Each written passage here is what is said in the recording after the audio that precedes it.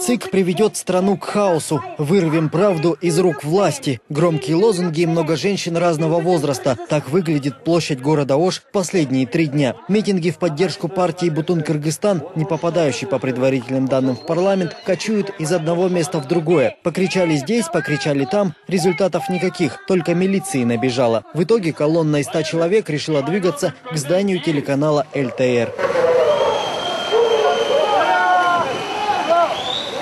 Но и здесь их уже ждут блюстители порядка. Выходит руководство государственного телеканала и отбирает 5 самых серьезных на вид представителей протестующих. Уже через полчаса в прямом эфире их действительно увидит весь мир. Только они сами пока не видят результатов своих стараний. Ждут до сих пор. Со вчерашнего дня здесь стоим, ждем. Должен же приехать хоть кто-нибудь из лидеров с народом поговорить, объяснить. Здесь вот женщины стоят, сами не понимают, зачем стоят. Почему бы сюда не приехать Мадумарову или еще кому-нибудь?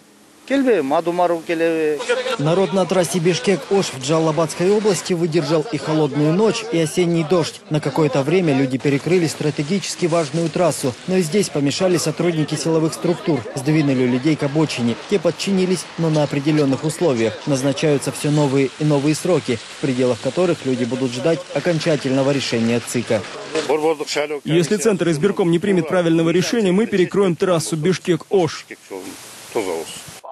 Под правильным решением митингующие подразумевают пропуск в парламент партии Бутун-Кыргызстан. Дело в том, что объединение по первоначальным данным набрало необходимое количество голосов, но позже процентный порог вырос из-за включенных в дополнительные списки избирателей. Их насчитали 200 тысяч человек. Итог – организация бывшего спикера парламента Кыргызстана Адахана Мадумарова не преодолевает приподнявшийся 5% барьер. Надо сказать, что это предварительные итоги выборов. Официальные же будут объявлены в течение этой недели. Слушать доводы местных властей митингующие не хотят. Мы через суд будем добиваться.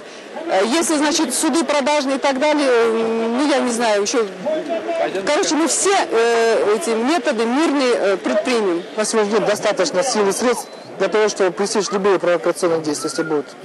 Пикеты развернулись в 3 областях республики – в Джалалабадской, Ошской и Нарынской. Участников в каждом митинге от 50 до 300 человек. Интересно, что поддержку им оказывают сторонники прошедшей в парламент партии Атаджурт. Протестующих пытаются успокоить местные власти. Вылетел к ним и лидер партии Бутун-Кыргызстан Адахан Мадумаров. Эркин Алымбеков, Джаныбек Деркенбаев, Андрей Щелоков, Бишкек, Кыргызстан.